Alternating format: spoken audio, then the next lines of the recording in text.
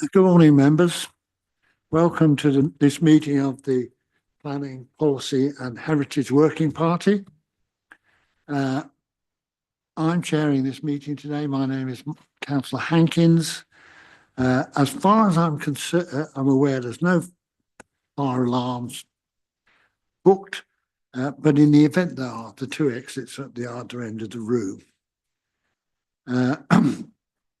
Ian and his colleagues will be presenting a number of presentations, and as usual, they would appreciate it if questions were left to the end of their presentation. So on that basis, I'll hand over to Ian. Sorry, Chairman, if I may confirm, apologies for absence. Oh, yeah, sorry, apologies for absence. Apologies for absence have been received from Councillor Beattie, Councillor Heinrich, Councillor Patterson and Councillor Punchard. Councillor Wendy Fredericks has received her apologies. She has joined the committee last night in place of Councillor Harry Blathwaite. We've also received apologies from Russell Williams, the Assistant Director for Planning. Okay, thank you. We've also received no public questions. And the next order of business is minutes. Yes. I take it you've all got a copy of the minutes of the 10th of October. I'll go through them page by page to see whether you have any comments or corrections. Page 1, page 2, page 3, page 4, page 5, 6, 7, 8, 9, 10, 11. I take it that there are no comments or suggestions or amendments. Thank you very much. Okay. Thank you.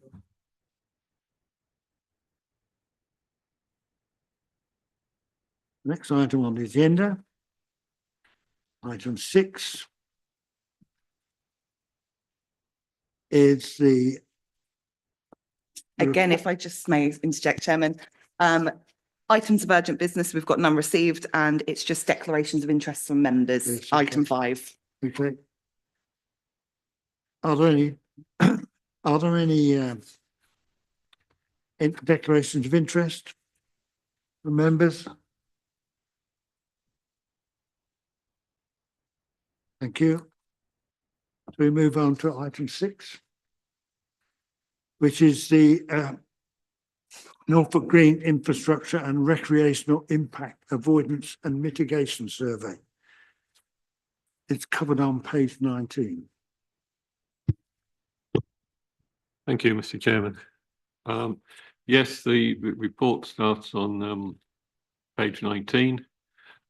We have a presentation which I will just go through, which summarises a little bit of background and gives a bit more detail. Some of you have seen this presentation before, so apologies. You'll have to sit through it again. But obviously, if we could have the next slide, Lauren. I'll just go through some background and then a little bit more detail, and then hopefully we can take some questions. But essentially, we're now at the stage where all the authorities have worked through this strategy, and it's at the stage of implementation. So it's gone through the Norfolk Strategic Framework. It's been sanctioned to come back to the districts, and all the districts are taking this piece of work to their working parties or cabinet with the intention of now setting up the programme officer and putting it into place and start delivering some mitigation. So just a little bit of background. Obviously, it's to do with habitat regulations, assessments. This work has been going on for some time, probably a good 6 to 7 years. I know I started it in another authority. And it has taken some time. We will admit that one. But essentially, all local authorities are subject to habitat regulations assessment, and some of the earlier studies demonstrated that there was local impacts and in combination impacts or alone impacts on the European sites from growth coming forward in all the local plans. So the in combination basically means that it's in combination with other sites, cross-boundary issues, and growth from further afield can impact the recreation impacts on local sites within North Norfolk, for instance. So it was a strategy that was required for the wider region to address that. Without that mitigation, the council will technically be failing its habitat regulation duties. Natural England can and have indicated they will object at some stage to development going forward without the appropriate mitigation. So the authorities have commissioned various studies over time to establish what that impact is and the mitigation. If I could have the next slide, please. And we've attempted to create a single source of that evidence. So some of you who've been on this committee for a bit longer will know that Place Services were commissioned and actually came up with the GI-RAMS strategy, I think back in 2021/22. It was adopted by the council, and it has a single tariff. In fact, we started collecting that tariff in March 2022.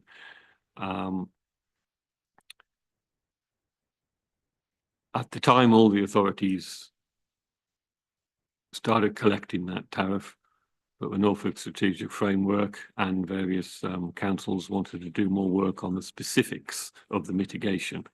It was quite general at the time. Now it's been much more, more work has been done to identify individual projects, put it that way. And that's what Footprint Ecology were commissioned last year to review that mitigation package. There's a little bit more detail of that on page 20 of the report, but the action plan is the end result of that work, which is attached as the appendix to this report, I think on page 49. I'll just go forward. Yeah, if you could go forward a couple of slides, Lauren, and another one. So that action plan itself identifies over 80 projects with a funding requirement of about 22 million over the next 22 years. It results in relation to the growth that's coming forward across the whole region of a tariff of 293.53, which is an increase from about 230, which is what it is now. So that map gives a sort of broad indication of where those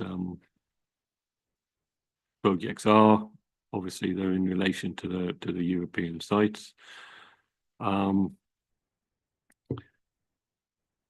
It's clearly Norfolk-wide projects. They are based around monitoring work and also on-site improvements, if you like. Some of them look at car park reviews, some of them look at managing visitor flow, and some of them look at improved fencing, signing, the use of wardens in busy periods, and obviously the money to pay for those wardens. If you could flick through, Lauren, to the next slide. Probably just a couple of these. These are examples of the Brecks. So there's some identified down in the Brecks as dog fencing, if you like, rebranding, it says here, of parking areas, ranger present, and they for that one. The next slide looks at more sort of coastal areas, which a lot of the North Norfolk ones and the coastal ones are to do with birds and nesting habitats. So there are mitigation measures all around fencing, signage, more wardening. I think there's a specific one in Clay to do with rangers and huts to do with, again, bird watching and managing the visitor flow in relation to bird watching so they don't cause so much impact. And then I think we have a specific one for North Norfolk, which there's some schemes put forward for improvements to Pedlar's Way. There's the Clay Beach up there. And there's also another study, limits of acceptable change, which I think has been done by the partnership, coastal partnership. So that will look into that one. There's also some in the Broads.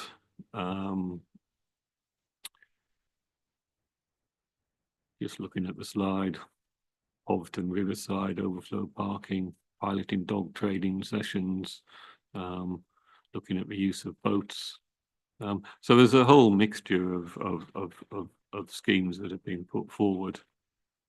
Now these schemes footprint undertook a whole range of surveys in order to come up with these.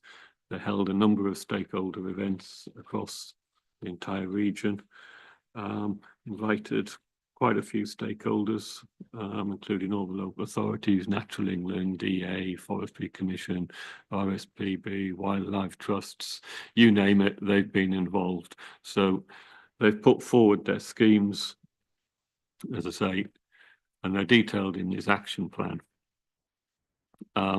which results in the costing of the tariff. Where we go from here is the governance arrangements. So what you've got in front of you as well today is a memorandum of understanding that the council will now set up the governance process, which is a member-led forum.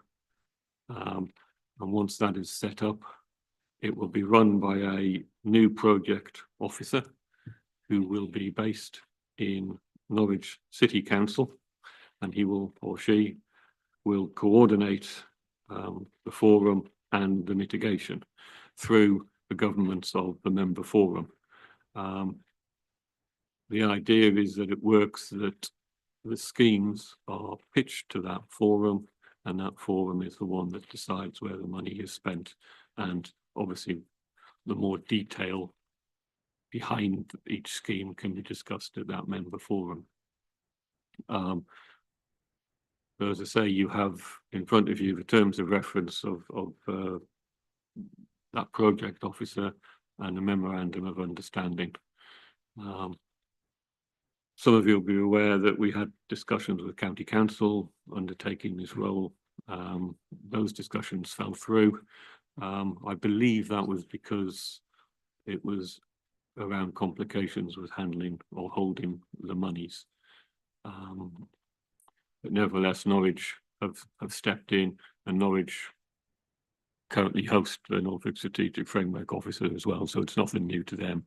It's just an extension of what they're doing it. So the delivery manager will oversee the work and bring forward the projects.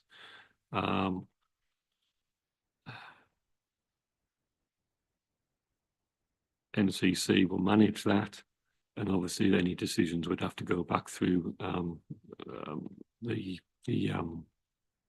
member board. But one of the questions I have asked here is that does the working party wish to nominate an appropriate member to sit on that board? You can obviously have a discussion and advise which is the most appropriate member that should sit on that board.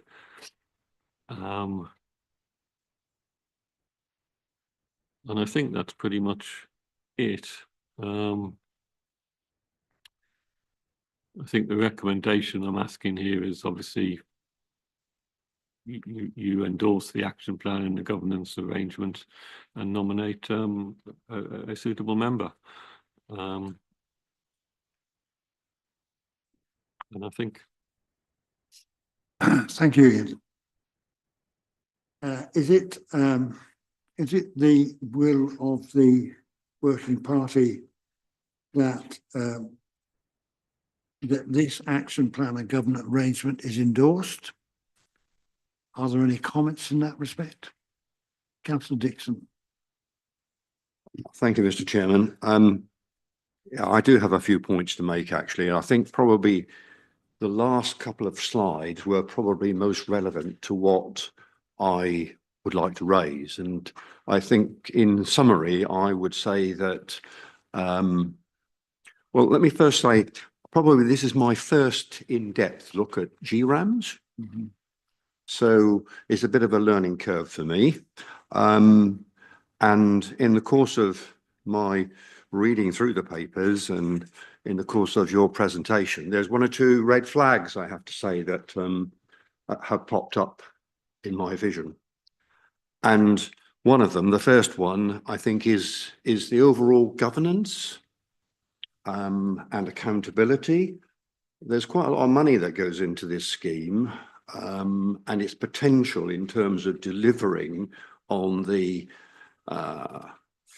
green spaces and ecology agenda are many and plentiful. And so as I've read through, I've got some concerns, I have to say, about, and when I talk about governance, what do I really mean? Because that's a very generic term, but the sort of things that I'm particularly concerned about is the selection and criteria and merit are the decisions that are made in respect of these projects and schemes. Are they merit-based or are they influenced by some other means? There is what I would call the accountability of GIRAMs and how that feeds back to us as districts, because we're all involved in this broad kind of partnership. And some of that is jolly good because it ought to be fairly broad based, and we couldn't on our own, I think, run a scheme of this kind. It wouldn't be cost effective. We have to do that on a more broad base. But that also introduces some gaps in terms of accountability, the potential for things not to be covered as well as we would like. So I'm also interested in the evidence of outcomes and delivery, both short and long term. So when I say short and long term, I'm saying that maybe we've got a project, I don't know, delivers a car park or an extension of a car park at a particular site. And you say, yeah, we delivered that, nicely surfaced, access is good, use is good. In fact, use is increased. But what's the long-term impact of that? Particularly when we've got a carbon interest in terms of how far are people traveling, how are they getting there, what are they doing while they're there? Those are the sort of things. So is there some potential that maybe the short-term objectives are delivering what we would see as beneficial, but maybe the longer term actually is potentially harmful? So they're the kind of things that I'm looking at. So I think I've also picked up, I think, in the texts that maybe our offices aren't perhaps as confident or may have some concerns about some of these projects as well. I'm not quite sure what the extent of that might be. But we do have a very healthy funding stream here, and it is it appears to be delivering, but is it actually delivering on this particular agenda? Where is the evidence for that? And I guess that brings me really to that second recommendation and the importance of having a member sitting on that GIRAMS board who is very much in tune with this topic and able to represent the kind of concerns that I'm articulating now. Because one thing is for sure, we're not going to solve those concerns that I've raised this morning. We're not going to do that. Those concerns are much more kind of broad-based. They need to be shared within that general forum, and they need to be addressed. If they are indeed, I'm obviously raising observations. They need to be substantiated. They need to be verified. We need to see what the evidence is as far as the scheme working well. And they're the kind of questions that I have. And I guess probably my last point, and this came out on, I think, your last slide, the fact that the county council is not a part of this scheme. And that worries me because the county council should be. The county council covers all the patch that our districts and boroughs and city council covers. And if I expected one organisation to be leading in terms of nominating a manager or a coordinator, it would probably be the county council. So that does worry me. I don't know whether we understand the reasons of why that is, but I'd like to know more about why that is, because for me, that's a significant impediment in the completeness of a scheme of this kind. Mr. Chairman, I've said enough. Thank you to Councillor Dixon. Councillor Holiday. Thank you very much. I've got a bunch of questions, if that's all right. Okay. Yeah. Okay. Like Councillor Dixon, I'm concerned what the evidence base is for the proposed actions. I see that they come out of recommendations from stakeholder groups, but I don't see the evidence base. And similarly, I don't see who is sense checking the effectiveness and impact of the proposed actions. Some proposals have the potential to increase footfall to the sensitive areas, and that is one particular one. It's the reserve project, and that is picked up that it might have commercial benefits to the deliverer, and I think, and it does pick up that there's a caution there, but I'm raising that as a red flag. The previous strategy, which I spent quite a lot of time on, had much more on the need for local green infrastructure and identified the opportunity areas for green infrastructure, and I don't see that in this particular strategy. Similarly, only 50,000 out of the 22 million is for diversionary projects. And that seems to me that diversionary projects are a real, I mean, we don't have the evidence base for the interventions. We don't have an evidence base that ranges are more effective than fencing, I can see, but it's that diversionary projects had much more of a place in the previous strategy. And I wondered why they've been relegated in this particular one. The zones of influence are much smaller than they were. In the previous strategy, the zones of influence spread to Peterborough, Lincolnshire, and now it's just Norfolk. And we know there's a huge population growth in Cambridge, for example. In the previous strategy, the tourist mileage for the zones of influence was 198 kilometres. So that's people are travelling quite a long way, and I think we're not taking that into account. And the GRAMS payments are lower than elsewhere, and I wondered why. I know they're calculated on the basis of the cost of the interventions, but for example, in the Solent, they range from £443 to 1,150, depending on the size of the house. And I wondered why we had capped ours at what was a relatively low amount. And I think that's it, except I would caution against installing a woo-woo loo in any particular destination, because we haven't had much success with them. And I know that's not a destination where there will be a lot of potential interference with the loo, but I think the footfall will increase, and I don't know that you're going to be able to cope with that. That's a very minor detail. So I have, those are my thoughts. Thank you. Thank you.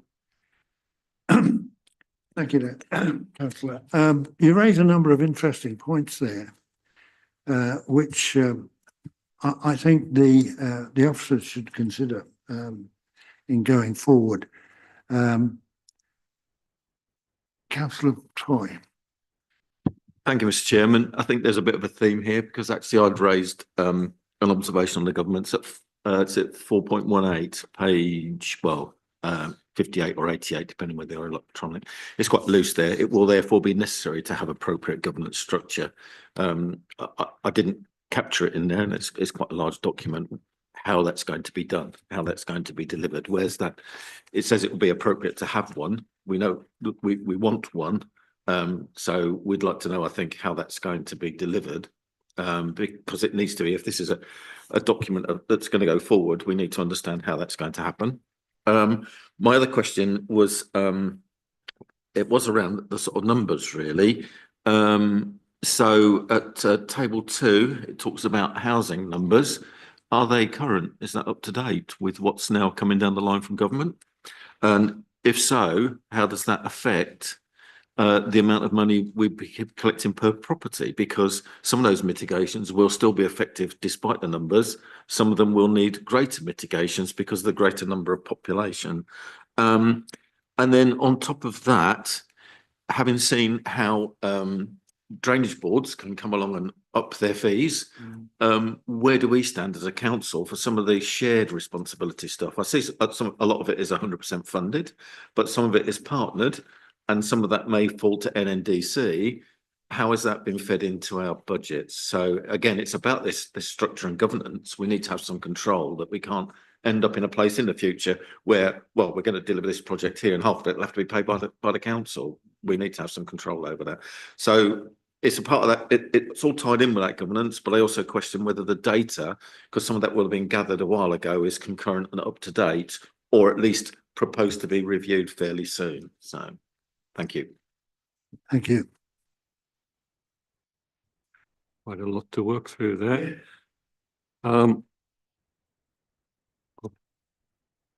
Ben's obviously here to assist on the ecology side today. I'll probably do a little double act, if that's all right, as we work through some of these. I'll start with the basics. Obviously, the place service study was adopted by the council, so the GI RAMS itself, in principle, is already adopted. We are collecting the fee that came through this working party some time ago. Again, the implementation or the mitigation wasn't thought to be specific enough, which is why further work was done. And the evidence we have now in front of us builds on the original place surface work, but also details for more specific and deliverable schemes. And the action plan identifies which of those schemes could actually be implemented immediately, could be done in the short term, the medium term, and the long term. So it does differentiate between that. We have to do this in a joint collaborative way. The authority itself cannot mitigate in combination effects by itself. That's why the whole thing is set up jointly. So it's been established for a number of years that it's the in combination effects from growth which come from further afield, as well as our own growth impacts it. You know, people from South Norfolk come to the coast. We go to Thetford Forest. There are patterns, and it will be the role of the forum when deciding where the monies go, but it has to be proportioned back to appropriate growth and appropriate sites, and that will be done through that forum member. I appreciate that some of these, Councillor Dixon, you're looking at carbon. It's totally separate. The habitat regulations are a legal requirement and a responsibility. We have to comply with those. It has been established that in order to comply, this mitigation has to be provided. And Natural England have been on this steering board since the very beginning.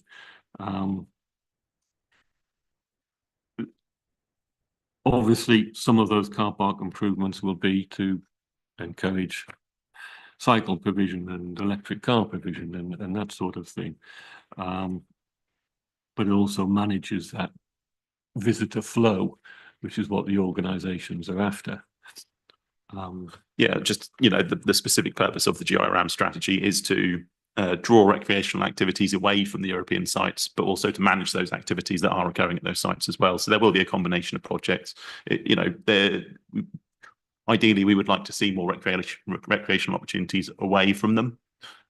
We would not be able to deliver that as a council ourselves, you know, and the GIRAM's funding is potentially a way forward for being able to deliver that, not just in our district, but in other districts as well. If you look at what Broadland have done with Broadland Country Park, I think we'd all love to have something similar in North Norfolk.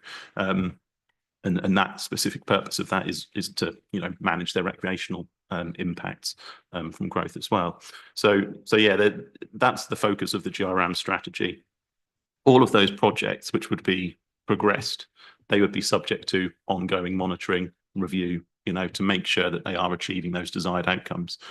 Recreational impacts and how they are managed, footprint ecology, they're kind of the trailblazers in this. They've been doing it down in the New Forest, and they've been working on different projects across the country. And so recreational activities as a whole and the impacts that they have is quite a new kind of science that's being looked at. And, you know, at very early stages of any kind of assessment and coming up with new mitigation and avoidance measures, there will be trial and error. Some things will work, some things will be more successful than others. And that's the whole purpose of, you know, doing this process, having a range of projects and monitoring them to make sure that we are capturing those which are effective in what they do. And, you know, if there's other ones which aren't quite so effective, then yes, we'll have spent some money on it. It might have a minor impact. It might not have the totally desired impact or outcome, but hopefully it will have improved something a little bit, but we, you know, set that aside next time. But that's on the board to decide effectively as to which projects they'd like to take forward. And that's why it's, you know, great to have officer involvement and member involvement, because we can look at it collectively, look at it from a number of different areas. There's not just the technical specialists, but there's also people like yourselves who can come in and try and bring some logic to it as well at times. So there's that aspect of it. I would say Norfolk County Council involvement, I think part of it is that then they're not actually making decisions on schemes which would lead to recreational disturbance, but housing growth necessarily. So it's then up to all district councils and the borough councils that are actually implementing the GIRAM's tariff, which I suspect is probably why Norfolk County Council isn't involved, and I think why we're trying to stay removed from it. But that's just my personal view. I can't say anything more than that because I don't know. The evidence base for the recommendations for footprint ecology from which have been put forward by Footprint Ecology, I'll just say that that is based on their work and studies in other parts of the country too. So there is already some groundwork that's being done. And with regards to the zones of influence, which have some have been reduced slightly. I think it's just because on the maps that they're provided, it doesn't show outside of the county. But at the same time, we can't charge a GIRAM's tariff outside of the county for those impacts which come from Lincolnshire or Cambridgeshire. And so it's a county-wide issue. And obviously we're looking at the housing growth in county, and the tariff takes that into consideration, not impacts from elsewhere. Yeah, the tariff is charged on overnight accommodation. So residential development pays a tariff, as does tourist accommodation. So anything overnight, there is a requirement. So it will capture those that come from further afield. No, that's fine.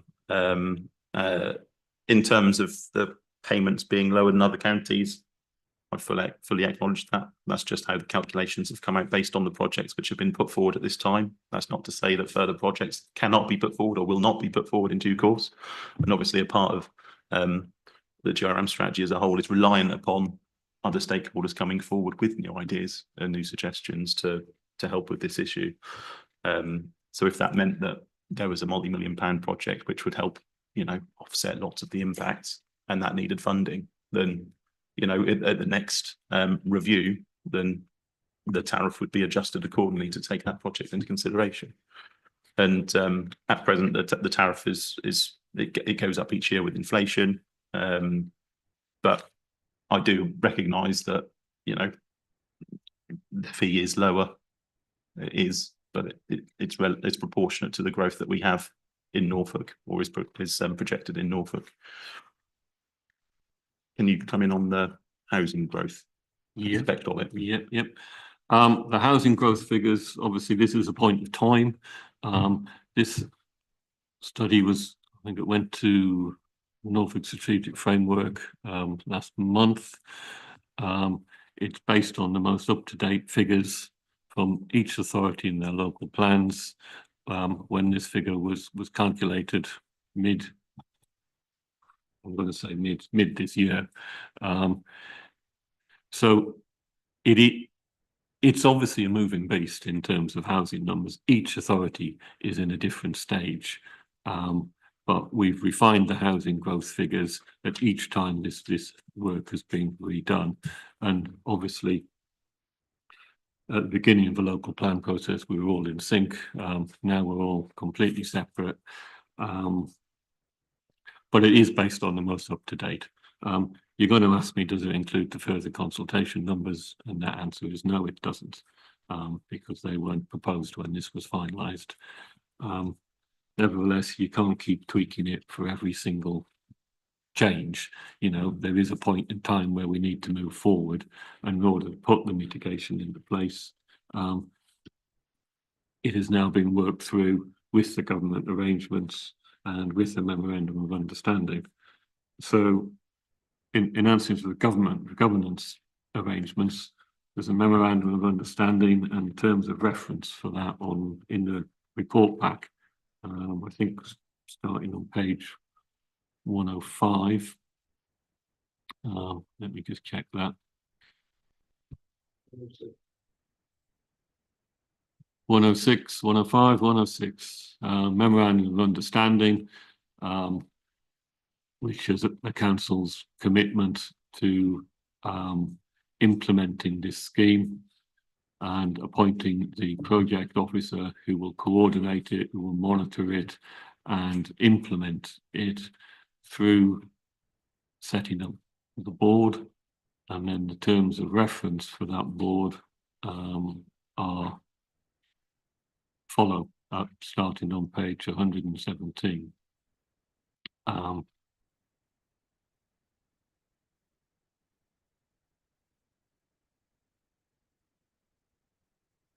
On the county council one, we did try extensively to get county council to host it. As Ben says, they're not the delivery partner. From memory, it was a legal issue which county council would not around monies and holding the monies.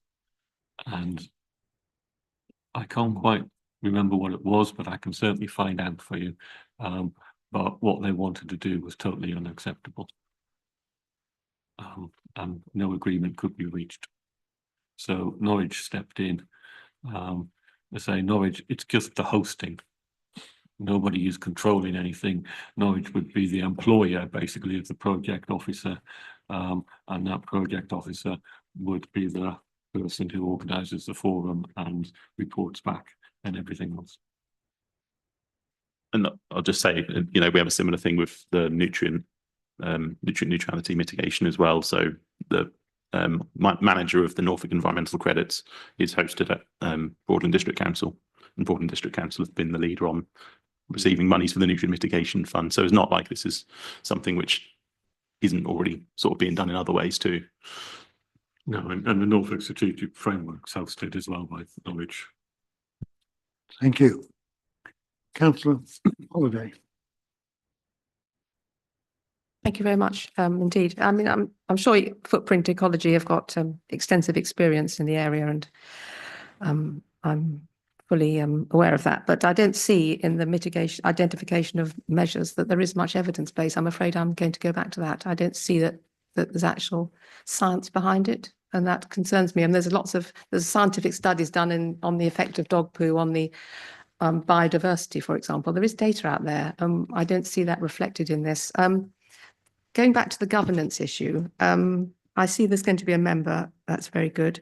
And the officer is the, I'm just worried, where's the expertise at the board level to make sure that the actual implementation is being effective? Is that going to be the officers from the various councils who would bring that actual expertise? Thank Yes, you. Thank you. I'd have thought the officers would be providing the technical guidance on it, yes. So it would be someone like you then, would it? I've put my name forward for that, yeah. Right. Okay. Councillor Brown? Again, Oh, sorry, sorry. the lack of money going into the diversionary projects. I go back to that because you said how important it was, and I'm saying that it's only 50,000 out of the 22 million. So I don't. That might just be down to what projects were brought forward at the time by the stakeholders groups. But certainly I'd be quite favourable of trying to find something which would help address multiple issues, for example, with our housing growth around North Walsham. And, well, you know, just there's projects which we could propose, but there'd have to be a lot of work done on putting the kind of the evidence base together for what that could deliver. But obviously that's not been done at this stage. But I certainly think diversionary is probably the long-term goal. But some of the quick wins, a lot of the quick wins will be about managing the activities which are currently going on in those European sites. So. Just say one more thing real quick and then Councillor Brown. If the tariff isn't adjusted then till the next review, which is going to be in, say, 3 or 4 years' time, how is that going to be agile enough in order to incorporate, say, things that you identify during those periods, and you see there's a project, say, in North Walsham that's diversionary and the funding isn't in there, but you can't actually do anything about it till the tariff is increased in 3 or 4 years' time? The tariff is index linked, so it will always go up with inflation. I would say, as Ben said, in order to move the project forward, there has to be a costed set of proposals, and Footprint have done extensive stakeholder engagement and identified a range of projects which allows the authorities to cost it and to implement it, and to the satisfaction of Natural England, start to provide that mitigation. The way it would work is that those schemes themselves would need to be presented to the member forum, and the member forum will decide. That doesn't rule out this council or any other council seeking funding for other projects of their own, which as Ben has indicated too. But those projects would have to be oven ready and ready for delivery. Slightly comes back to the question on budget. Councillor Tory, you mentioned that. There's no effect on our budget because this is developer contributions. However, if this council wished to start producing country parks, and an element of that can be proved to be offering diversionary facilities from European sites, there is a case to be made to this forum for monies. But I doubt you would get the entire money from it. So therefore that would be a commitment from the council. As far as we know, there is no such scheme worked up. So at this minute, we're not in a position to put something forward, but it certainly doesn't exclude it from being worked up and put forward. But what's important is that we get the mechanism going forward to allow the process to start delivering on the mitigation. Because, as I say, we've been doing this since 2014, 16, something like that. You know, and at each round that evidence base has got further and further and more detailed. I think you mentioned loos, Victoria. Did I hear that right? That is because of nutrients and nitrates going into the soil, I believe, where there aren't any facilities just go anyway. So that's been identified as some priority in some locations. There has been debate on the effectiveness of that and whether it should be in and shouldn't be in. And Footprint did decide that yes, it was actually valid and could make an impact depending upon the specific issues at the specific European site.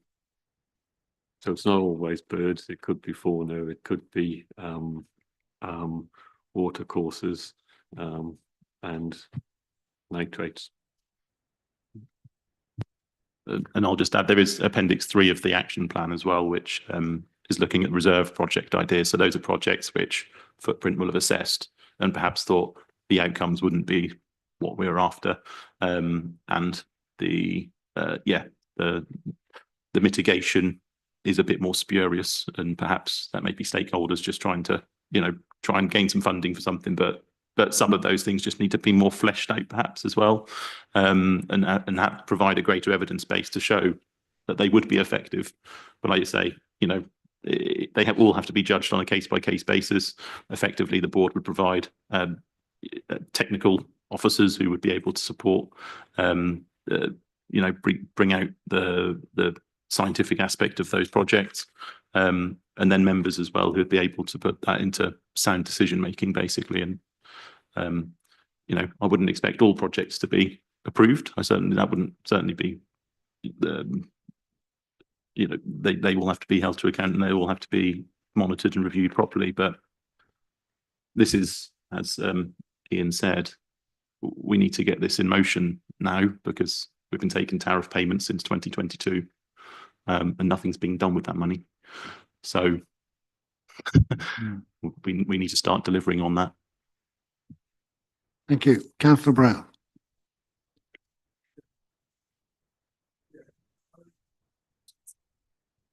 Sorry about that. Thank you, Mr. Chairman. Yeah, I had, the dubious pleasure of attending the Norfolk Strategic Planning Member Forum on the 24th of October when this was first, this action plan was first aired, and I was told that for the next 22 years, I believe, is the period for this action plan. It will cost £22 million, which immediately increased the per dwelling tariff that the scheme had calculated at £221.17 per dwelling to £293.53, i.e. a £72.36 or 33% increase. And then, like Councillor Dixon, red flags started to appear in front of me as well, because developers will obviously perceive this as a stealth tax, which is probably what it is really, in truth, from their perspective, and they'll want value for money, and so I think there will be pressure on to get schemes right, as it were, but the governance does worry me a little bit. I'm not sure whether it is actually a like-for-like comparison with the nutrient neutrality model and Norfolk Environmental Credits, because that's a standalone company, isn't it? And it's dependent also on government funding, which begs the question, would government funding be excluded from this if a project came forward that wasn't covered by the year-on-year inflation-linked increase in the tariff? As Councillor Holliday has said, would we have access, or would the scheme have access to a spike in funding application elsewhere, so that there's match funding, a match funding model? Would that be possible, or is it specifically because of the complex financial arrangement that the county council found themselves getting into, which precluded them from taking this as a major component in it? And I share Councillor Dixon's concern that the county council aren't playing a more prominent role, as this is pan county as a scheme. It would sort of basic logic, if you like, would dictate that the county council would be involved.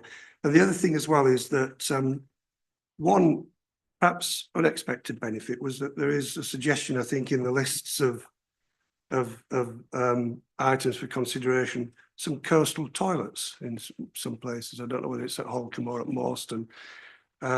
So we would all welcome that in the present climate if we could go ahead with that. But the other question I'm asking myself as well is that are these projects going to be subject to the same planning policy governance across counties, or are they going to be earmarked for some type of different treatment? There are some schemes here. I think there's something at Blakeney Point, there's Morston, there's Holcombe. There are schemes to build infrastructure in sensitive areas. So I'm guessing that would be subject to the normal planning application process. I'm sure that is the case. So I'm just wondering how many of these projects are achievable. Finally, as a portfolio holder, and the fact that I do go down to the Norfolk Strategic Planning Member Forum, if you're looking for a volunteer or nominee to resolve the problem of a member on the board or a link, then I'm quite happy to do that if people are comfortable with that and want to propose me this morning, because we need to get the thing underway. Oh, the other thing that I did also query in the meeting was, have the monies gone across? I guess that they haven't gone to Norwich City Council at the moment, and they're probably held here in escrow, as it were. But what's the governance on the investment return on these funds? I mean, we know what we do with, we use treasury management rules with our funds here at NNDC. Are they any different? Are they similar? I think we're a little bit light on detail. And I have to say that this was so complicated, it would have warranted a strategic member forum for this one item. And we didn't get that. We had a long agenda when we met last October, and I was a bit worried that we perhaps hadn't, dug into the granular of this as much as we had an opportunity to and should have had. Thank you, Mr. In Chairman. terms of stealth tax, developers, if we didn't do this strategic mitigation, each scheme the developer would have to undertake his own HRA and would have to deliver his own mitigation. The developers recognise in the main they cannot do that. Hence the need for a strategic process. And to date, I think I'm going right in saying they're willingly paying this fee because it takes that obligation off them. It means that we as a planning authority conclude that the habitat regulations have been met. It just falls to us to finish off that legal responsibility for actually spending the money. The monies are collected through two ways: a Section 111 agreement or a Section 106 agreement. The Section 111 is upfront money. So when a client applies for planning permission, they have the option of paying their tariff fee upfront. Some do that. For larger schemes, it's usually a Section 106 agreement. Obviously, monies are subject to Section 106 rules and regulations. So there is an element, if you don't spend it, the developers can claim it back. However, in doing so, there's a legal argument that your planning permission isn't legal. So you're in a bit of a catch-22 situation at the minute. In terms of funding, the action plan looks at proportionate funding, and obviously so other funding streams are expected to deliver these projects, not just the RAMS fund. That proportional split would be discussed at the detailed project presentation to the board. And obviously, if another organisation has access to government funding or other funding, or the project is wider and they are maintaining there's an element of contributing to mitigation on European sites, and they can make their case that a proportionate amount of money should come from this fund to help fund it, it's over to them to do so, and over to the board to hold them to account and justify it. So that it's not just this fund, it's the you know, and if we as an authority got money to deliver something, there's nothing precluding us putting a case together to seek funds from this fund either through that board. I think that covers everything, Andrew. Councillor Toy, thank you. Yeah, no, thank you, Mr. Chairman. Okay, so I think not wishing to continue going round, so we can move on. Firstly, I do think the county should be involved, at least on the memorandum of understanding, even if they're not running it, because you've got like the Weaver's Way in there, which is a county council project. There will be other footpaths and things, which inherently I think that they should be involved. So I'd like to see them as an aim, perhaps of the group, whoever's on that you take that to other people to suggest that. Before we go there, I don't think that is actually possible, because, as I say, they are not collecting money. They are not delivering growth. Right. So they are not responsible bodies in terms of the habitat regulations. This is a local authority thing. They have been involved and are involved in the steering group, and are involved through the Norfolk Strategic Framework, which this is a project from. Right. And they're very much on board on, you know, coming up with what we have in front of us, but as signatures to it. So are you saying there's nothing that the county council does where they would collect GIRAM's money? No, Nothing at all? no. Okay, interested. Okay, I thought there might have been some of the sort of infrastructure and major estates projects where they would collect GIRAMs. It's residential development, so it's overnight accommodation And tourism. But if they were to seek planning permission from a local authority to produce a residential development, there would be a tariff payable to that authority. Or a hotel. If they were developing a hotel, they would need planning permission, and that would come through the local authority, and therefore there would be a tariff because it's in the planning policies. Okay. As this is in the policies of every local plan. All right. Thank you. Okay, so God, did you want to add on that point, Andrew? No? It just seems slightly bizarre, because as we know, you know, the county council are a planning authority. I mean, I know they don't get involved in residential, but they do get involved in projects which may well have an effect on the attractiveness, you know, of areas within the county to tourism, this is basically what this is all about, mitigating the damage. And are we saying that somebody proposed like a nominal receipt payment by the county council to get them involved legally, or has that been looked at and that's been ruled out? You know, even if the county council said, look, we'll take £5 from every application, sort of thing, they'd be involved. No, presumably can't. The debate with county council was whether they could host the scheme.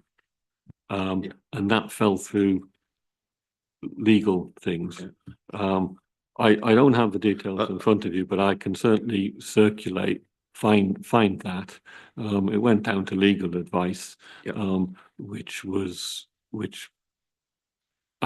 memory, their own rules prevented them from holding the monies or something like that. It was all done through the Norfolk Strategic Framework, Trevor Wiggett. I'm afraid I wasn't involved in it, but I can certainly ask the question and provide you with some further background information if it wasn't hosting that I'm proposing. I'm just proposing that they should have a seat at the table as a member. because it's happening across the county and therefore there will be a I mean, bit if of a it was a county company, oversight. if it was a company Just to give structure, input. That's my point. Not that they should host it. It's fine. We get that, legal reasons, and Mhm. Norwich have taken that on. Happy with that. That's fine. That's where the person's going to be based. Yeah. But county council to do it something that is county wide and not involve the county council just seems an anomaly to me. We can certainly go back to Trevor Wiggett and find an explanation or Yeah. ask that question. Yeah. For you, but it shouldn't stop this going forward. No. At this That's what I moment said. in time. That But it does come down back to the legal responsibilities. It's the local planning Yeah. authority's legal responsibility under the habitat regulations. And the tariff or the evidence for the tariff is based on overnight accommodation. So it affects residential development and tourism development, of which each local planning authority gives permission for. Yeah. So if county council was developing or any other developer was developing, Yeah. even if we were developing, we would be subject to our own planning rules, and the tariff is applicable. Yeah. Officers would apply it. whether they collect or not, because it's a county-wide project, then I believe, and that's a sense that I get from others here, that the county should at least be involved in the discussions. They may not don't even have necessarily have voting rights, but I think they should be able, because they know what's going on across the county. And that they are the authority in those terms, the lead flood authority, So are you saying, which- sorry, are you saying that they should have a seat at the board? At the board, yeah, So you would like county council to have a seat at the board? that would be and my a say suggestion. Yeah. on how the local planning authority should spend its money. No, to be there as an advisory, as an overview, as I say, they don't necessarily have to even have a voting right, but it may be that we sit there with all the local authorities and we say, oh yeah, well, this is a good idea, but county say, are you aware? Because we may not be aware because we don't have that county oversight. Thank So you, it's just, councillor yeah. Toy. So I Are you proposing that we endorse this particular Okay. action plan with that amendment? I'm happy that it's taken away by officers, but I'm also happy to listen to others because I think it's something that we do Well, need to I do. think. I was that- going to add a couple of other bits, if I may, Mr. Okay. Chairman, to the recommendation. And I've lost it now. It's come to the wrong one. There it is. Yeah, okay. Well, the action plan and governance arrangements are endorsed, and maybe we could add it in there. And again, I look at my colleagues for that. And I thank Councillor Brown for offering his time. We do not normally nominate from other meeting groups. It's normally nominations that are done either by leaders or the council, not necessarily from a working party. So I'm not sure that us nominating a person is the appropriate place. But it's asking us to nominate an appropriate member, and I think that should be that the cabinet or the council nominate an appropriate member, because we have a whole council full of people, and we may have someone with, and I'm not saying Councillor Brown hasn't got the skills, but we may have someone with the better appropriate skills within the council. I think It's my understanding that in this particular instance, the working party can nominate Right. a member for this, for the GIRAMS board. However, the final decision rests with the cabinet. it So, would be a we're in a recommendation. situation where there seems to be, firstly, there seems to be some considerable concern about this particular proposal or this particular action plan. We're being asked to endorse it. I think the feeling I get is that we're endorsing it with caveats, maybe. But we certainly, as a committee, have the authority to nominate an individual to attend this situation, but the decision rests with the cabinet. Is that clear? That's my understanding. Yeah. Councillor. Sorry? Oh, sorry. For me. I saw you nodding. I didn't see you. Yeah. Thank you, Councillor Mr. Chairman. I too am concerned about the issues around the county council involvement, and I can understand why there are certain slants on that.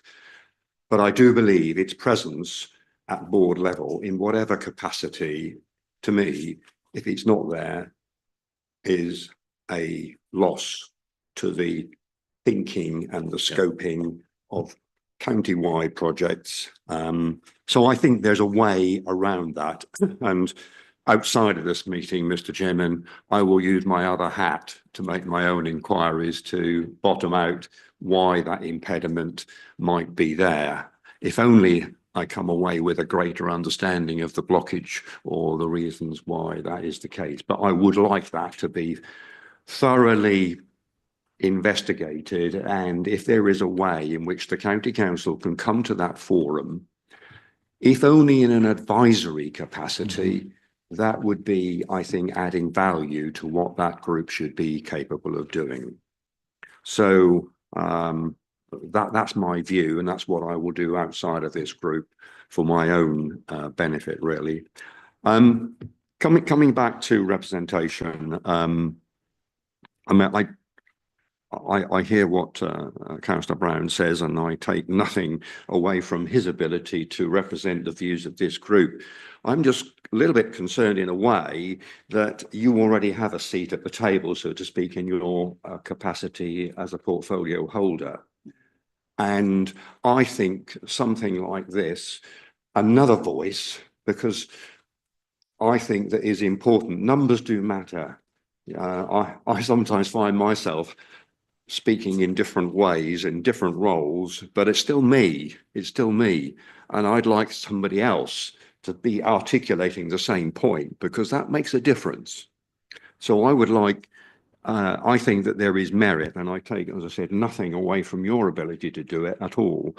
But I do believe that it should be, if we can broaden that voice that's heard in that group, then the better it is. And I know that Councillor Holliday has a great interest in this topic and is very knowledgeable, and I believe that she might be willing to stand in that role. So I will nominate, if I may, Councillor Holliday for that representation role. Just on one or two other broader points. I mean, I'm a great supporter of GRAMS. Let's be absolutely clear about this. So the comments I make today are really about answering questions, fairly simple questions about governance, about accountability, about coming back to this forum so we have a regular understanding about what's on the work programme, what's been achieved, what the challenges are, how we might contribute to some of the solutions. That's the sort of thing that I would like to see more of, quite honestly. And I know if we have a representation on that group, and we've got Councillor Brown, they will be able to report. But I still, something like this has meant more to me today than I've seen ever in the past since GRAMS has been introduced. Some of that might be due to my not being engaging as deeply as I should do, but the fact of the matter is it has brought that up to my attention. So I'm interested in some of the clarifications that have been given, but I still think that line of accountability is less than clear. It needs to be seen to be delivering on what it's required to do. And currently, I don't see that evidence, but I'm not saying it's not there. I'm just saying that we need to have that in a form that we can be satisfied that this is money that's being well spent on projects that we would find helpful and would the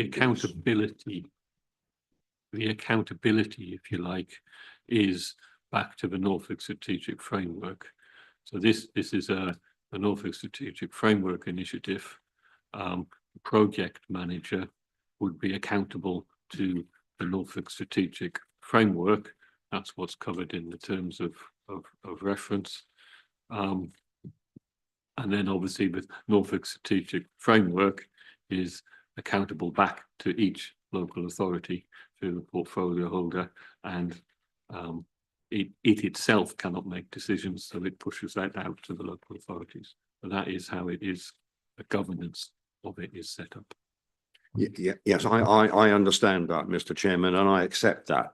This is not about having a direct line of accountability to this working group. This is about having assurances being brought back to this group that that line of accountability is functioning well, is delivering on what it's required to do. So if that helps to clarify that point, that would be my wish. Thank you. Councillor Holliday. Thank you, Chair. I'd be delighted to sit on the board if I was so allowed. I think pragmatically we have to move ahead with this, don't we? But I have concerns, and I think the county is very important. I'd actually have them a voting position if they could. I mean, what happens if they're putting a road in, you know, into the vicinity of one of the sites that we're trying to protect? And we, you know, I think we do need to have that knowledge, certainly. And if they were voting, I wouldn't have a problem with that. But I do think the review date needs to be. Could we put in an earlier review date? Because I think it's a very dynamic area and I'm not comfortable with having a sort of, they're rather, well,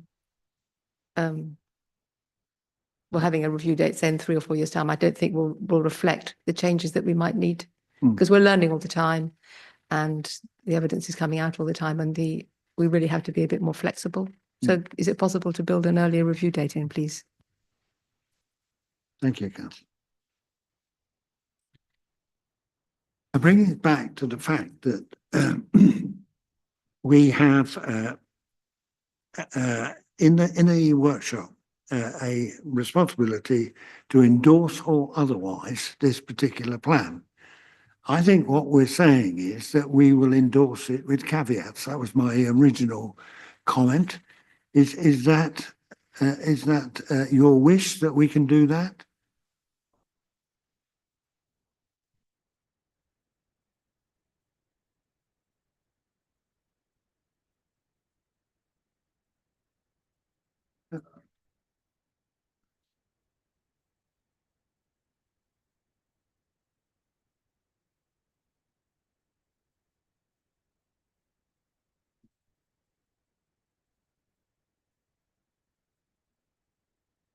Thank you.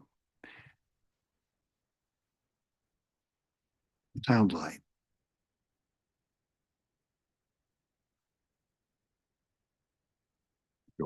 Okay, if I may, Mr. Chairman. So I'm trying to keep it simple and flexible, because we will have a member on the board who can then pick up on those points going forward.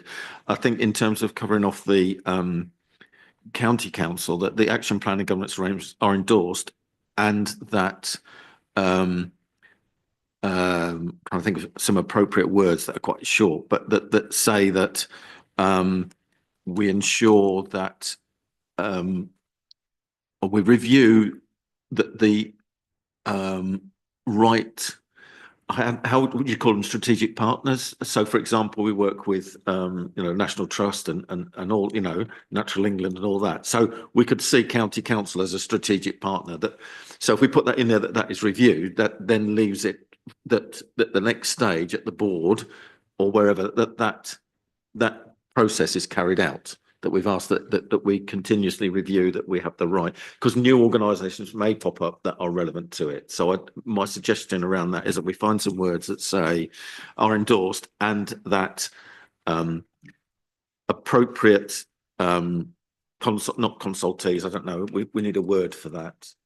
Any suggestions from officers or anybody really that we engage the right I'm trying to think of a generic term for all those organisations that are part of this process, that we've got all the appropriate ones there, and that means we can then investigate it. So I don't know if there's a suggestion. I don't quite know where it is in the document, but Yeah. I'm sure there are some wordings of the makeup of the board, and also other partners being invited to sit on that board from time to time. I'm sure there's Okay.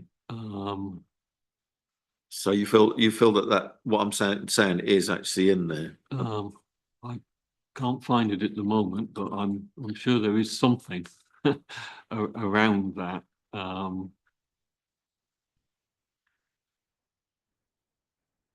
Mr. Chairman, even if there is something in there already, I'm not sure that that actually negates the purpose of our caveat in terms of an expression of some strength of concern that we have. That we highlight. Just to add a little bit to what Councillor Toy has already stated, I think that part of my concern is that the county council's presence there has the capacity and capability of adding value to what this GRAM strategy is all about. And so it is about its ability to add value, and adding value can come in all sorts of forms. So when it's not there and is not part of those discussions, it can't do that. That's the sort of slant I would put on it. I think I'm comfortable with the wordings around endorsement and the appropriate representative is sought, and we can come up with some wordings, which I will circulate to Trevor Wiggett and see where he stands on that. Yeah. Because obviously this will then have to go through all the other authorities as well. Well, they're doing all the same recommendation, are they? Well, the recommendation is to endorse what's in front of them. So Yeah. obviously, if there are changes, then it will have to go through a further round. Okay. But I believe we are first, actually. Okay. So I will have to go back. I want to keep it fairly open, would be my opinion, in case there are other organisations that pop up that we need to include, is to make sure that if there's an organisation that has added value, irrespective of whether they have any voting rights. So it's not a consultee, it's not someone we bring in. We know that county council are involved, therefore we'd like them in the room as an example. And I think we should be opening those opportunities. Yeah, in terms of, I'm sure we can come up with some wording. Okay, and thank I'll you. circulate with Trevor, but I think in terms of county council, I'm sure they will be at the table asking for funds themselves. Knowing the county council, there is crossovers between an awful lot of schemes. Yeah. And I'm sure they will want a slice of this money. So you possibly will be introducing tensions, because this is an obligation from our growth or the growth of the local authorities to the European sites. There are other schemes of the county council and other funding streams which they get to deliver on other things, like their local nature recovery strategies, which will at some point come through this working party as well. That's the county council initiative. But that's why I came from the position of not necessarily having voting rights, that they're there as an advisory capacity.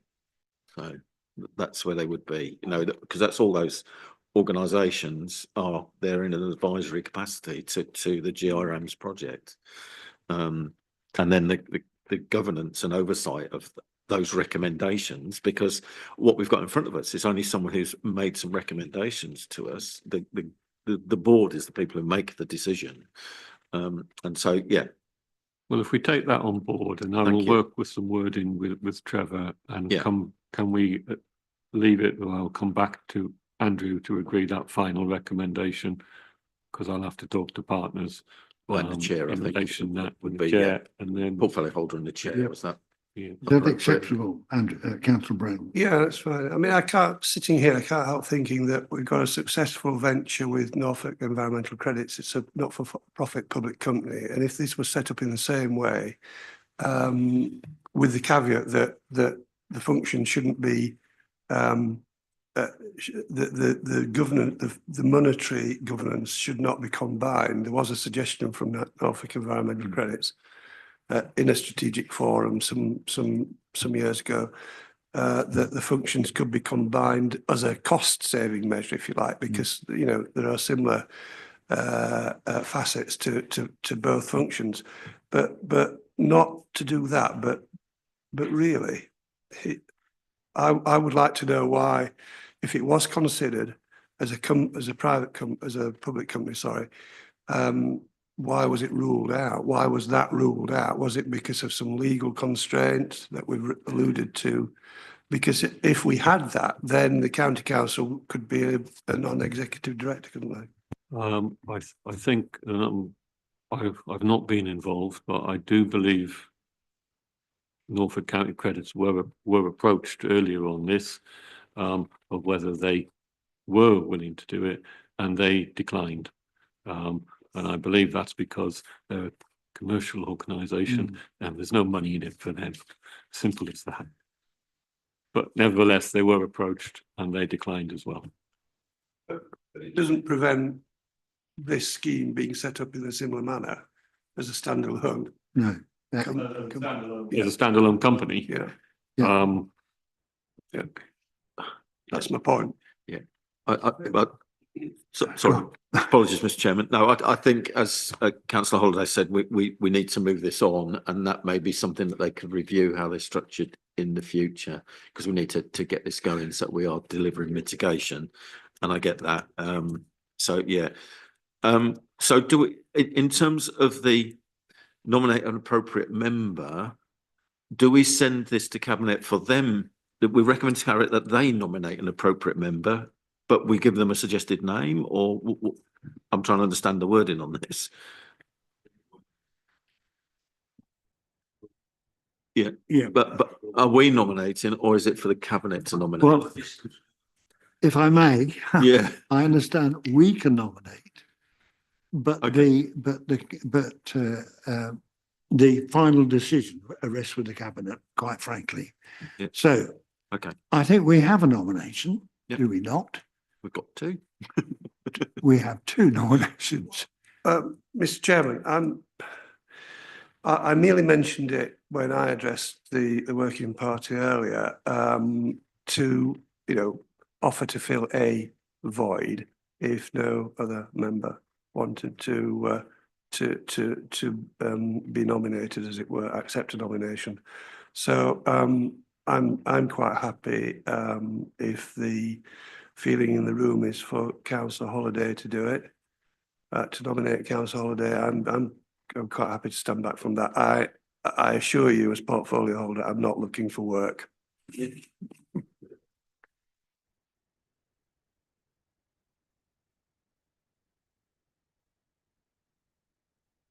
So in that case, can I second? So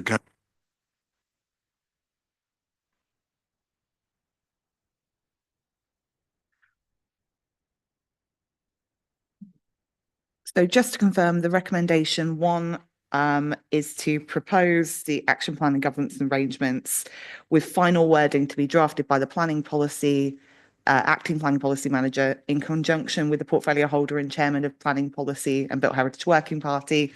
And then recommendation two was to nominate appropriate member to sit on the board of the GRM's board, with the recommendation that it is Councillor Holliday that goes forward to Cabinet.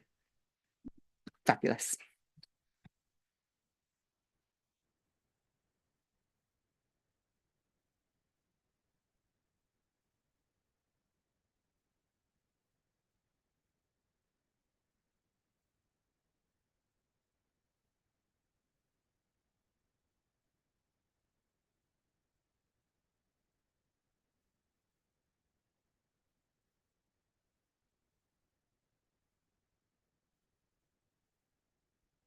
Take this one. Thank you, Chair. So we have an updated version of planning in health protocol. Start page 123 of your report pack, and the updated protocol is attached at the end of that report. I wasn't going to go into this in any great detail. It's pretty much all in the report. I will say, just for sake of reminding people, that the protocols are multi-agency owned documents between the local planning authorities and the health organisations. It details how engagements and considerations of health infrastructure in planning are undertaken. Now, this is an updated version, which again was endorsed by the Norfolk Strategic Framework last month. It's also been endorsed by the Health and Wellbeing Board, and draft approval by the ICB Executive Management Team. was previously endorsed by this working party and this council insofar as it relates to the details of consultation, if you like, but we asked for some factual changes to be taken into account, and mainly some more details around mental health, dentistry, I believe, and broader health considerations. So I think there's some text in 2.4, paragraph 2.4 of the document that says how this document's been updated. It now reflects a bit more detail on NHS structures, the changes that have taken place within that NHS organisation. There's more detail on how to use the document. There's more details in how the ICB actually use and calculate and the modelling used to calculate infrastructure, health infrastructure requirements. And there's some revised context around social care and dentistry. In terms of the dentistry and specifically, it still remains rather vague. What came out at the strategic framework the other month was that the ICB have only taken on dentistry in April 2023, so they're still devising their own strategy and how to address that. So there are some markers placed in this document that says that strategy, you know, this document will be updated once that strategy has been developed. Nevertheless, the document itself dictates how local authorities and health authorities talk to each other in relation to planned growth and how we can influence the health authorities in providing appropriate services to where that growth is. That's all it is. It doesn't, the document itself doesn't deliver that health infrastructure, but it paves the way and is an agreement between us and the health authorities in a single point of contact. Actually is very, very helpful for all of this, and it allows that health authority to have access through our local plans, so they can look at it more strategically, and also on applications at certain sizes, so they can review if contributions are required to help provide any health infrastructure. There's actually got some details on the modelling they use. You'll see abbreviations for hoodoo modelling within it. I believe that's called a Healthy Urban Development Unit modelling, which is licensed to the NHS for them to use.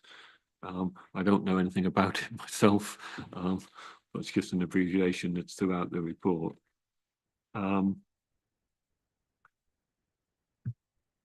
Hopefully you've read it. It gives a good rendition of the complexity of the NHS, public health, which of course is not the responsibility of the NHS, and how it splits down into ICB, estate teams, various other organisations, but it clarifies how we as an organisation can liaise with them and input to them, and developers can also input with them to consider and identify health impacts of schemes, and therefore consider whether there is a need for any further growth in our delivery of that infrastructure, which we all know is scarce, and we would like more, but this is how it works. And it's before us today to endorse this updated version and put it into practice. Thank you. Councillor Dixon. Thank you, Mr. Chairman. I will resist the temptation to conflate a topic that was discussed last night on the full council agenda with this particular topic, because it wouldn't probably be that helpful, although it's very tempting, I have to say, especially when you look at page 149, and page 149 shows a wonderful spherical representation of a whole raft of considerations there, and right at the very center of that are people. So the general point that I probably would make is that these kind of documents are absolutely fine, but the delivery on them is what really matters.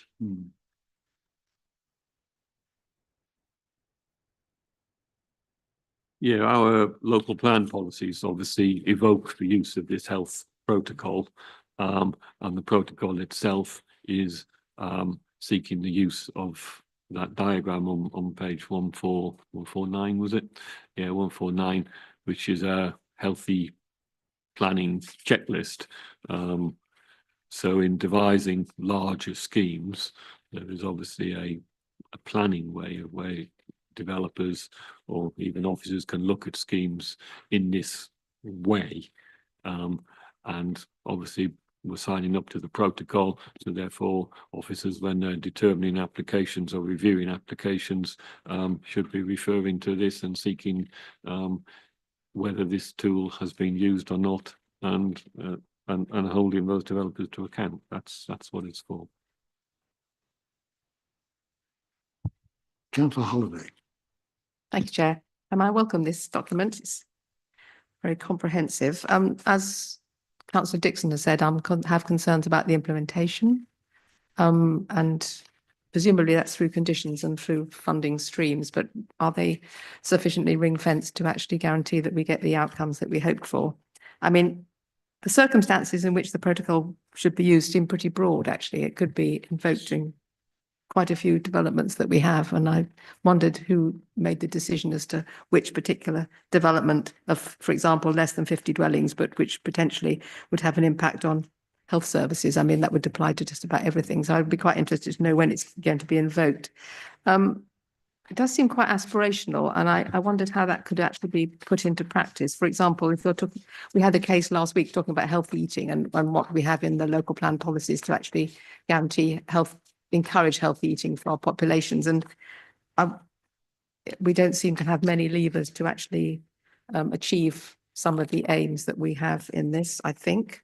And then finally, as far as the numbers are concerned, I get the dentists have only been on the ICB's work programme since April 23, but that is actually quite a long time ago, and they could possibly have got their ideas together a little bit quicker. You need a 0.5 of a dentist for 1,000 people. You need 2.3 pharmacists for 10,000 people. You need 8 nurses for 1,000 people. I couldn't find the numbers for ambulances and paramedics, but there's quite a lot of care here that isn't actually tabulated, and I wondered how we were going to be actually accounting for that. And as of course, social care isn't included here. So it's a very good start.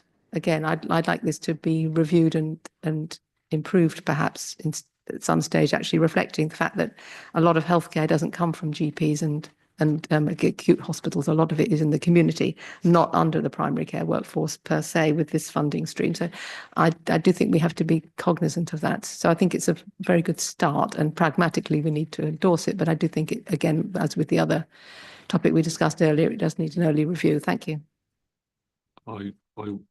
Number of points there. I believe it's actually a document that's at the forefront of planning and is seen as a form of best practice in the country. So, and it is evolving, and I'm sure there will be further renditions of it as time goes by, not only because the structures of the NHS seem to keep evolving and changing, but so do the personnel involved in it. So it's quite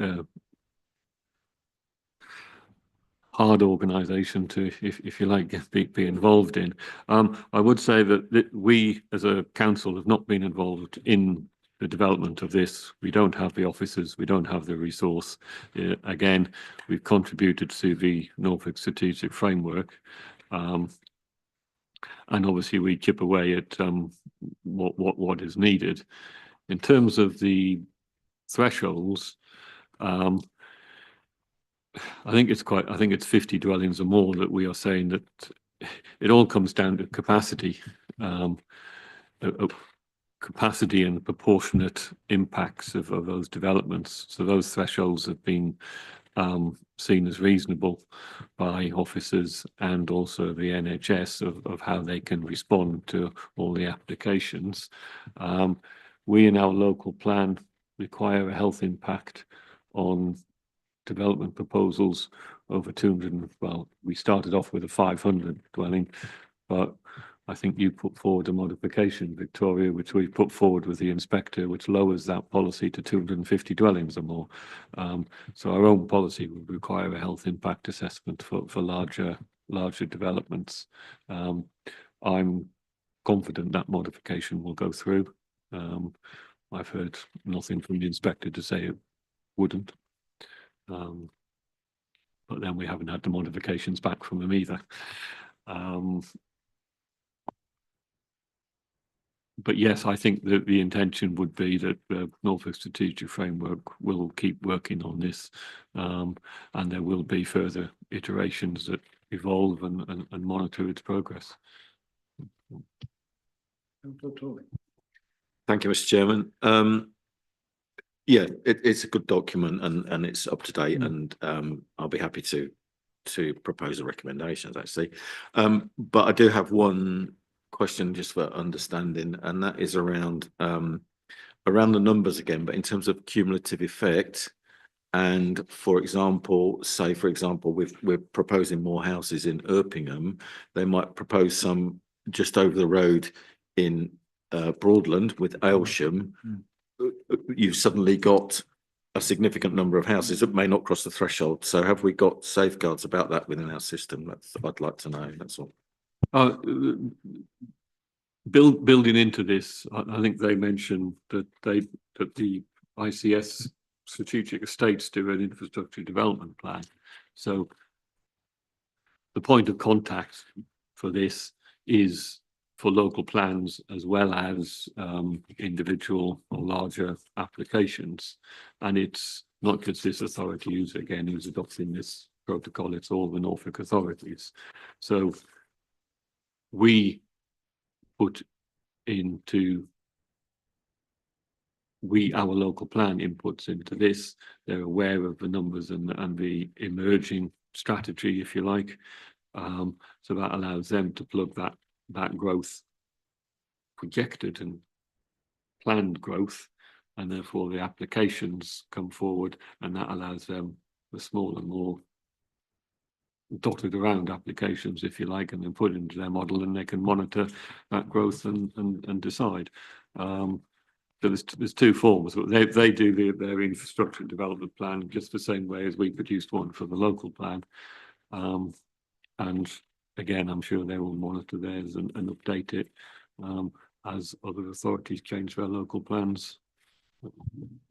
Obviously we get, like, affordable housing can come along, someone allocates a bit of land and we say that's okay, so it's kind of additional, but clearly there's mechanisms for, and that was all I wanted, was some assurance on that. So but beyond that, I'm happy. Yeah, the mechanisms is that 50 dwellings or more are consulted on, doesn't matter what type of housing they are. Yeah, no, but what I'm saying is you could suddenly get another 50 pop up that weren't in the plan.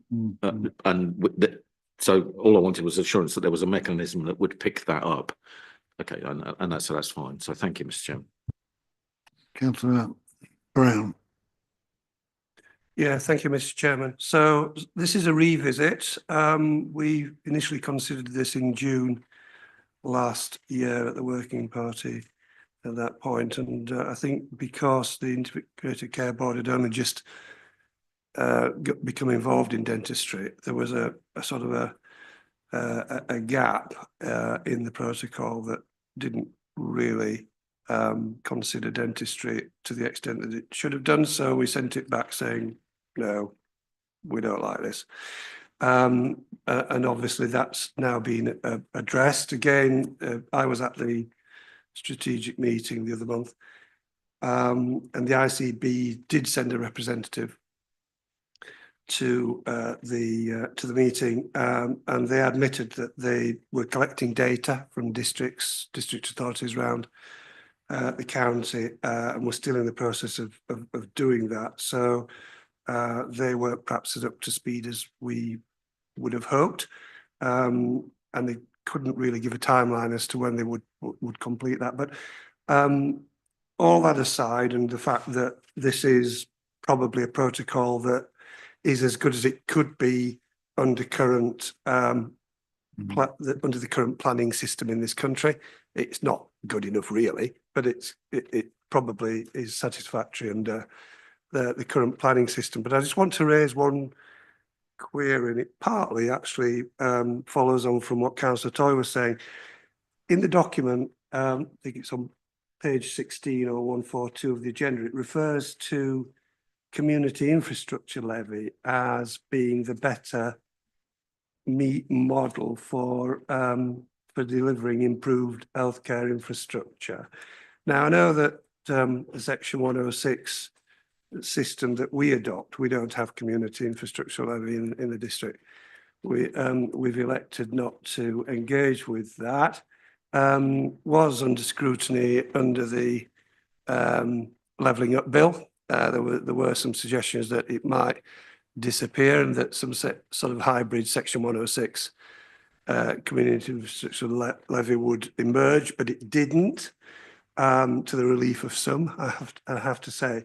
But my question is, if we are continuing with Section 106 in our emerging local plan, to what extent, if any, are we putting ourselves at a disadvantage if the protocol actually nails its colours to the mast of a community infrastructure levy as the more flexible and better methodology? I'd just like to be convinced that we're not at a disadvantage. I'm going to say I don't know the regulations well enough to answer that question. I do know, obviously, if we did have a community infrastructure levy, we would have priority infrastructure projects and collect the SIL, which would fund those projects.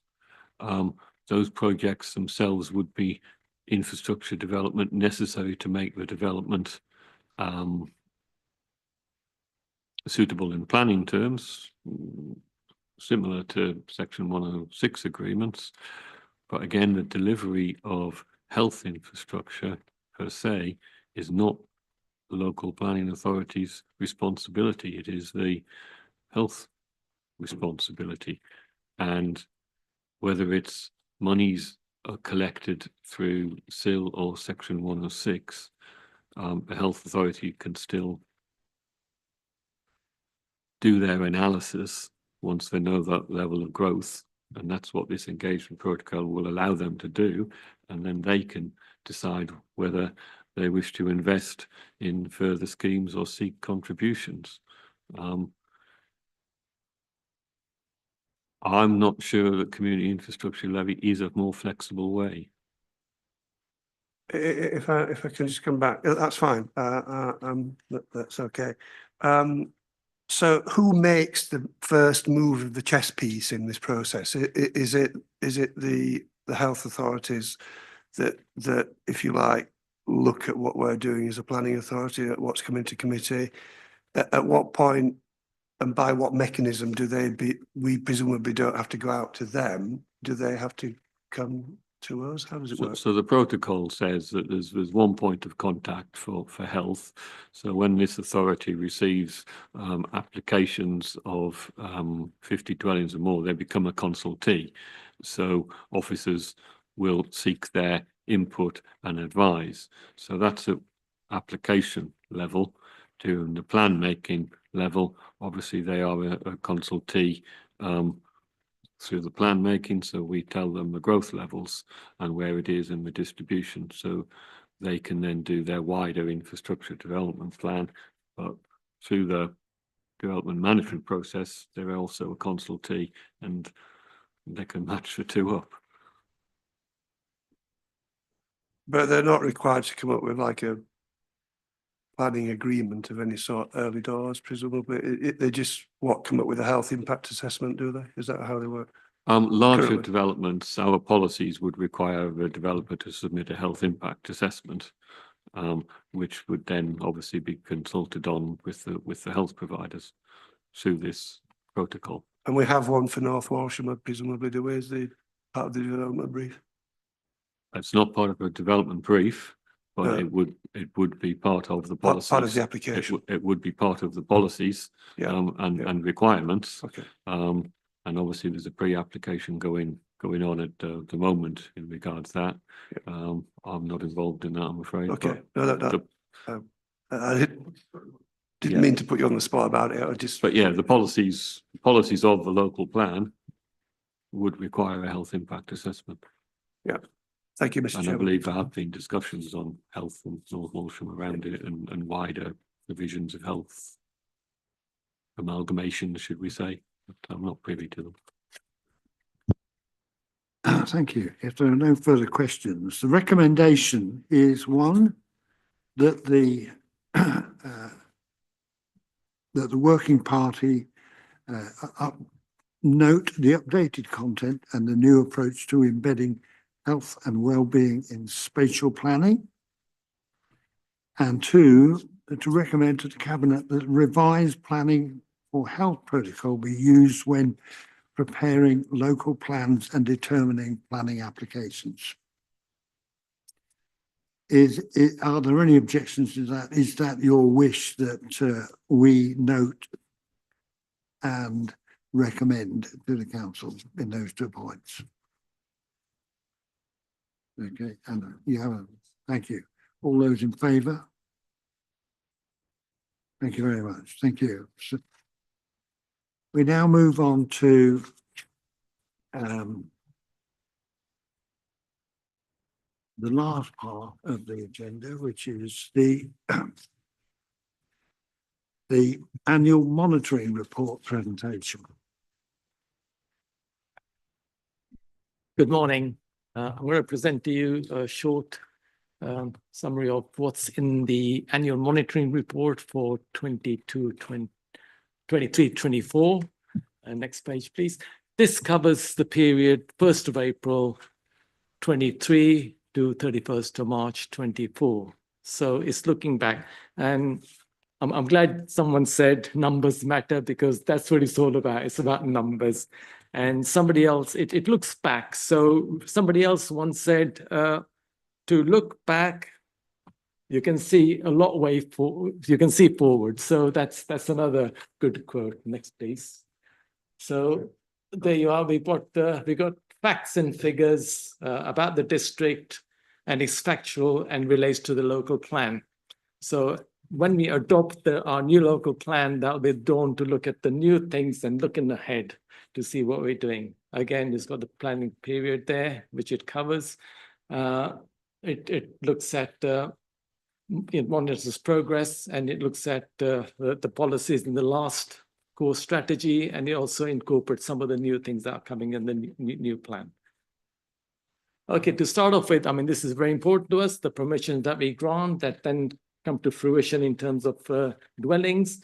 So in 2022, sorry, that should have been 23-24, we had 274 additional dwellings that were granted permission, of which there's a breakdown there, and it's quite interesting to say that the new dwellings is only 186 compared to previous years, which you had a lot more, and that totaled to 274. Next slide, please. So how did we do on delivery? Well, last year we only delivered 232 dwellings that were completed, of which 162 were new build, 38 were conversions, 32 were change of use. You might want to ask what conversions are, and basically that's dwellings that are converted from perhaps one dwelling into 2 flats or more. So that's what the conversion is. Next slide, please. Okay, looking back, there you are. You see, look back from 2001 to 2024. So the last columns, the last two columns looks at the permissions, which are 274 compared to the delivery was 232. And it's slightly up on last year, but nevertheless quite low, considering that the new local plan requires a dwelling delivery of 557, a long way off, long way off. Again, you look at numbers and numbers say something. In 2021, we had that high peak and we might think, oh, that's marvelous, 1,153 dwellings. However, that's reflected in the permission that was granted at Fakenham for 950. So if you were to take that away, that would drop that column way down to 200. So you can see the trend continues apart from the peaks. And you might look at that peak that's before, which is 1,055. And those are the dwellings in Holt and again, development in Fakenham. So the peaks relate to some of the allocations that we had, or the larger windfall, but mainly in the allocations. Next slide, please.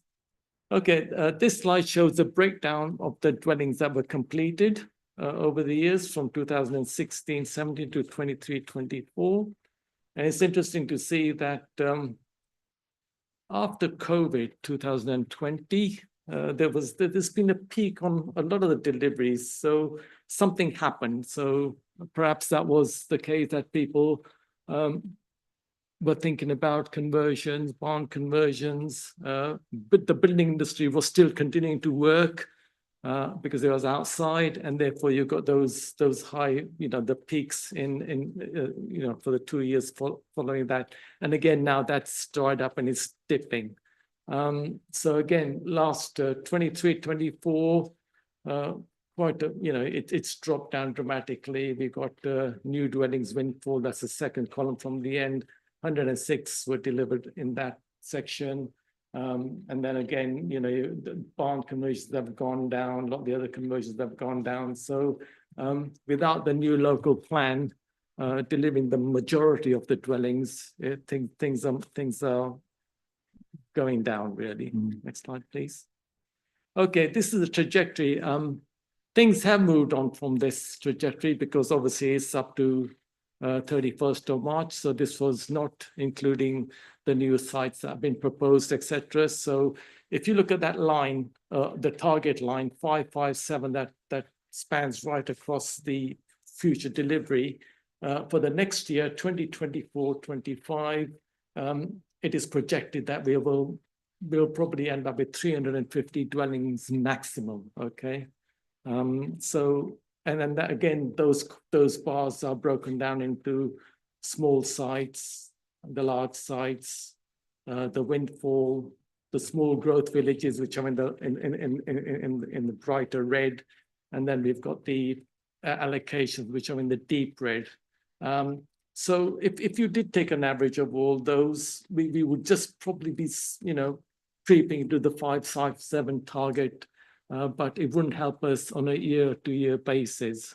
So we do need the larger sites, the new sites, the additional sites to bring that up again. Please. Okay, the type of housing. I mean, this is quite important to us, and within our local plan, we've said that the majority of the houses should be within the 2 to 3 bedroom range. And the total for those, it does show that the majority of the dwellings are, got 31 for the 2 bedroom and the 51 for the 3 bedroom. However, they are creeping up in the 4 bedroom range as well. But that gives an indication of the types of dwellings that are being delivered. Again, new build it's the highest number, followed by barn conversions. But again, as you saw in the graph previously, those are drying up now. So it's peaking, it's going down in terms of planning permissions and delivery. Next slide, please. Affordable houses, again, affordable housing. Look at those and the permissions. granted 23, 24. We've got those, and you'll note that there are quite a lot in Holt there for of those delivered. And then the care homes down the bottom, the second table there. You'll know about the Sheringham, the Weybourne Road. The care home there is completed. The one on Nightjar Road in Holt, again, that's been completed, 66 bed. And again, the one on Hampstead Road across the road, that's been completed, 66 bed. But of course, there are losses as well where we get permissions or applications for changing care homes into residential units or whatever. So, you know, it gives a good idea to sort of show what's been taken away and what's coming to form. Next slide, please. There is an affordable housing statement there. Through the provisions of planning permissions, 589 dwellings have been developed. Affordable housing has been delivered since 16 to 24. Interesting to know that last year only had 10 delivery on those, which is a small number. However, on the flip side of that is that 79 affordable homes were provided by registered providers on development sites.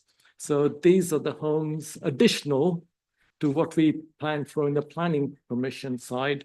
The developers, the registered providers purchased additional houses from the developers of the houses that they had built. Okay, so in a roundabout way, we've got more affordable from developers. And the trajectory shows that in the planned period from now on, 250 affordable houses could be developed, of which 166 on the new local plan and 85 that have already been granted planning permission. This is not to say that more will not come forward in one form or another on development side, perhaps, or any other agreement that might come forward. Okay, I don't know, do you want to take this one, Ian? This is the letter that we've submitted. Okay, I'll do it. In the new framework, we would be required to deliver 900. Excuse me, won't be a minute. Okay. Shall I carry on? Chairman, shall we adjourn the meeting?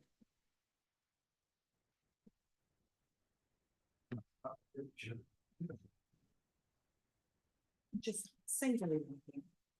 So just to confirm, we are adjourning the meeting for 5 minutes.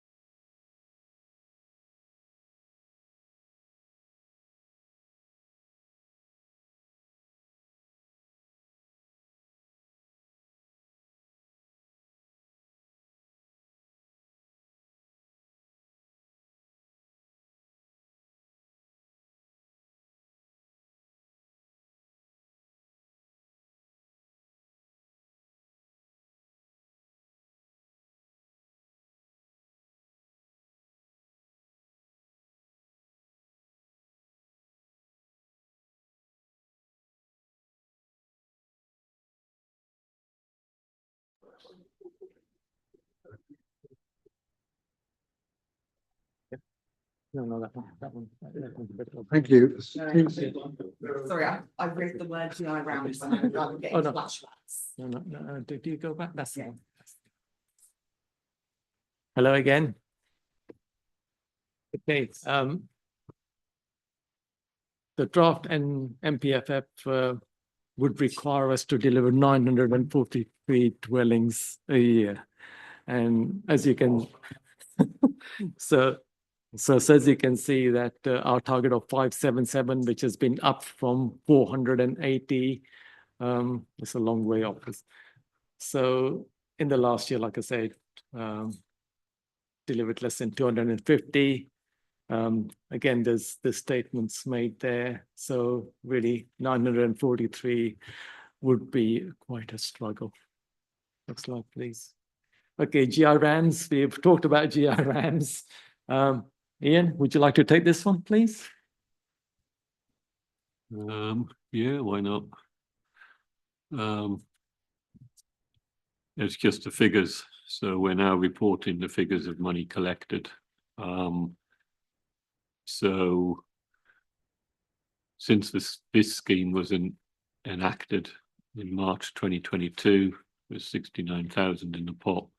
And then the previous scheme, which was £50 per dwelling on allocated sites within the site-specific document, which of course all those allocations are pretty much built out now, collected 83,000. So it's fairly important that that money is now spent and mitigation is delivered. Otherwise we'll be failing on our HRA duties. And I'd just say that in terms of the numbers of the previous slide there, just reinforces why we are keen to get the local plan adopted. And therefore we will have the lower target for some time, the 557, which gives us the breathing room. Otherwise, if we don't get it adopted, we will be straight in at the new target, and whatever it is, it will be quite challenging. Back to you, Rakesh. Thank you. Okay, the census in 2021, it was projected from the previous census that North Norfolk would grow to 105,000 plus population by now, but obviously that hasn't happened. So the 2021 census, the population actually was 103,000. There, the graph shows how we stand against compared to England. So you can see that the aging population, the green bars for us are far higher than they are for England. Again, we are projected. I mean, at the moment, the population over 65 is 33.5%, and it's projected by 2045 that figure will be in excess of 45%. So we do have an aging population. And again, I suppose, we've seen that care homes, etc., are being delivered. So you can see how planning is moving towards what the other figures tell us. So all in all, really, the numbers tell a story. But it's not my job to interpret. It's for I just report the facts, so I can do that. Okay, obviously the AMR provides a lot more information, and that's the listing of all the information that you will see within the AMR. And again, it's to look at the whole thing holistically, which gives a picture rather than looking at points, at numbers individually. Okay, thank you very much.